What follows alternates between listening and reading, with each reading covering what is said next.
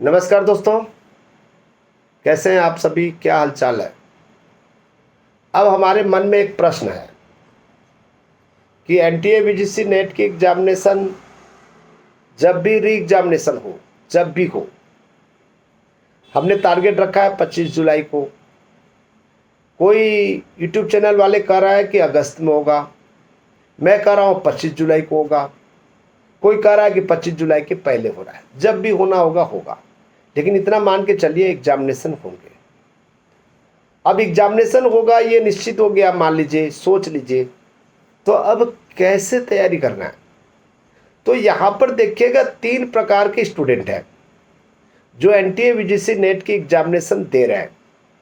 पहला प्रकार के स्टूडेंट है जिन्होंने पिछले बार 18 जून 2024 को परीक्षा नहीं दिए हैं, उनको भी इस बार अवसर मिलेगा, वो भी एग्जामिनेशन दे सकेंगे।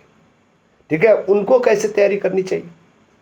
ठीक है, उनको तो पूरा लेक्चर्स की तैयारी करनी चाहिए, पूरी लेक्चर डीप नॉलेज में चाहिए। उनको डीप नॉलेज की आवश्यकता है। ठीक है, यानी कि पूरी तरह से अध्ययन करना पड़ेगा, शुरू से अध्ययन करना पड़ेगा। दूसरा वो प्रकार के स्टूडेंट हैं जो पिछले बार की तैयारी हल्के में किया है, यानी कि इस बार मुझे केवल एग्जामिनेशन में बैठना है, थोड़ा मोड़ा पढ़ लेता हूँ, यानी कि बेमन एग्जामिनेशन दिया है। उनको भी तैयारी शुरू से करनी पड़ेगी, यानी कि डीप नॉलेज की जरूरत है। और तीसरा प्रकार के जो स्टूडेंट है जो 18 जून 2024 के लिए स्पेशली वो तैयारी किए हुए हैं। ठीक है, और उनका पेपर चाहे अच्छा बने चाहे खराब बने। ठीक है, कई बार ऐसा होता है, पढ़ते हम बहुत अच्छे हैं, 6 घंटा 7 घंटा पढ़ते हैं, दिन और रात लगा देते हैं, और जब एग्जामिनेशन हॉल में जाते हैं तब हमको जो है बहुत बड़े मुसीबत पहाड़ जैसे लगने लगता है। क्वेश्चन समझ में नहीं आया, पढ़े तो है, समझ में नहीं आया। ठीक है, और जिसके कारण से मायूसी छा गया है, यानी उनको लगने लगा है कि और कितना पढ़ेंगे भाई, कैसे क्वेश्चन पूछ रहा है, इस तरह की बातें। और जो बच्चे मेहनत करके एग्जामिनेशन हॉल में परफॉर्मेंस बेहतर दिया हुआ है, उनको लगता है कि इस बार मुझे निकल जाना था, मैं तो इस बार निकल ही जाता, लेकिन पेपर रद्द हो गया। अन्यथा स्थिति में हम तो बहुत अच्छा परफॉर्मेंस करके आए थे। तो दोस्तों, इन बच्चों के लिए, इन स्टूडेंट्स के लिए मेरा एक ही बात कहना है, आप ज़्यादा से ज़्यादा रिवीजन कीजिए, एमसीक्यू की तैयारी कीजिए।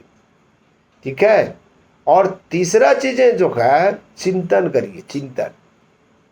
ठीक है, आपको क्वेश्चंस को पढ़िए। अभी अभी जब आज से ही, मतलब अभी से आप जब तैयारी करेंगे, क्वेश्चन को 1 बार नहीं, 2 बार नहीं, 3 बार नहीं, 4 बार पढ़िए, क्योंकि अभी हम पढ़ सकते हैं, एग्जामिनेशन अभी टाइम है। और आप अपने आधार पर सोचिए, व्यवहारिक ज्ञान के आधार पर सोचिए। ठीक है, जैसे एक संप्रेषण में पूछा है, मन से मन का संबंध हो जाने से, ठीक है, क्या क्या चीजें मायने रखती है, क्या क्या चीजें विशेषताएं के अंतर्गत आता है। मन से मन, अब जब भाई मन से मन मिल जाएगा, ठीक है, तो क्या होगा बताइए जरा सा। शारीरिक संपर्क का कोई मतलब नहीं है, शारीरिक संपर्क जरूरी है क्या? मन से मन मिल जाएगा तो।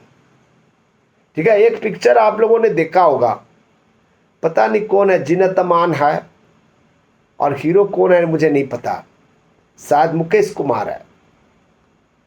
ठीक है, पता नहीं कौन है वो। जीनत अमान ऐसे ढक कर चलती है, ढक कर चलती है, यानी कि उनकी चेहरा नहीं दिखाती है वो। तो हीरो जो है, उनके वॉइस से, उनके व्यवहार से, उनके चाल चलन से बड़ा प्रभावित था।